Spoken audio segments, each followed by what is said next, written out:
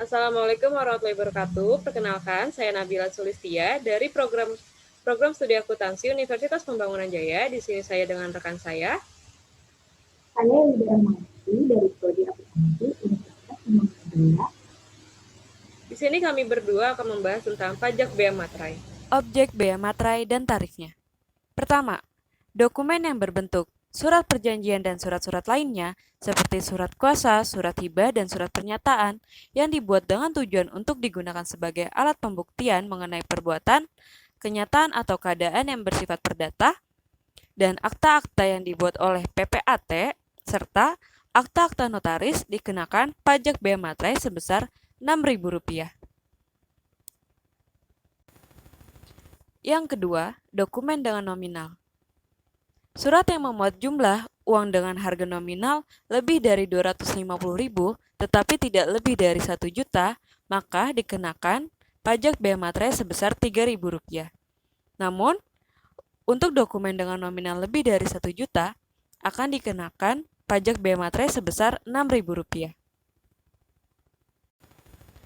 Yang ketiga, cek dan bilet giro. Cek dan bilet giro tanpa batas pengenaan besarnya harga nominal dikenakan pajak bea materai sebesar Rp3.000. Hal ini berlaku efektif per 1 Mei tahun 2000. Dan yang terakhir, pada objek bea materai adalah surat pembuktian. Surat pembuktian dikenakan dengan tarif pajak bea materai sebesar Rp6.000. Bukan objek bea materai. Yang pertama, segala bentuk ijazah tidak dikenakan objek bea materai.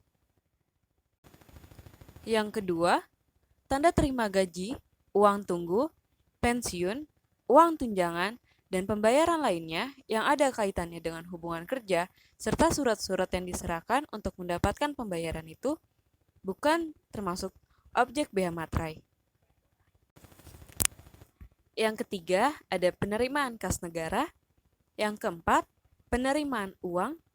Yang kelima, dokumen tabungan yang menyebutkan tabungan, pembayaran uang tabungan kepada penabung oleh bank, koperasi, dan badan-badan lainnya yang bergerak di bidang tersebut. Yang keenam, ada kwitansi. Yang ketujuh, ada surat gadai yang diberikan oleh perusahaan jawatan penggadaian. Dan yang terakhir, tanda pembagian keuntungan atau bunga dari efek dengan nama dan dalam bentuk apapun. Saat terutang bea materai, pertama, dokumen yang dibuat oleh satu pihak. Maka pada saat dokumen itu diserahkan, bukan pada saat ditandatangani. Contohnya kwitansi dan cek. Kedua, dokumen yang dibuat oleh lebih dari satu pihak. Maka pada saat selesainya dokumen dibuat, yang ditutup dengan pembubuhan tanda tangan dari yang bersangkutan. Contohnya, surat perjanjian jual beli. Yang ketiga, dokumen yang dibuat di luar negeri, maka pada saat digunakan di Indonesia. Undang-Undang Bea Materai baru terdapat dalam UU Nomor 10 Tahun 2020 tentang Bea Materai yang berlaku 1 Januari 2021. Perubahan tersebut ialah 1. Perluasan objek bea materai. Objek bea materai tidak hanya mencakup dokumen dalam bentuk kertas, tetapi juga termasuk dokumen dalam bentuk elektronik. 2. Penyesuaian tarif. Besaran tarif bea materai menjadi satu lapis tarif tetap, yaitu senilai Rp10.000. Ketiga, batas nilai nominal dokumen yang dikenai bea materai.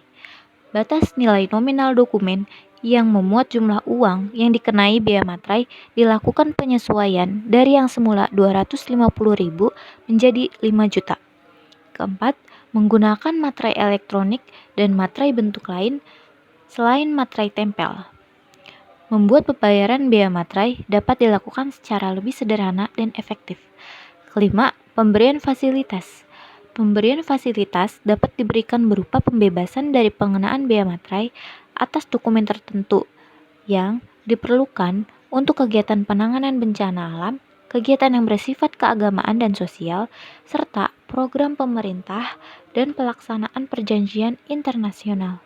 Yang terakhir adalah pengaturan mengenai sanksi. Untuk penegakan hukum, lanjut DJP, UU Bea Matrai yang baru telah memasukkan norma dan sanksi baik sanksi administratif maupun sanksi pidana. Kami berdua mengucapkan pada depan kami 2 Agustus MK. Assalamualaikum warahmatullahi wabarakatuh.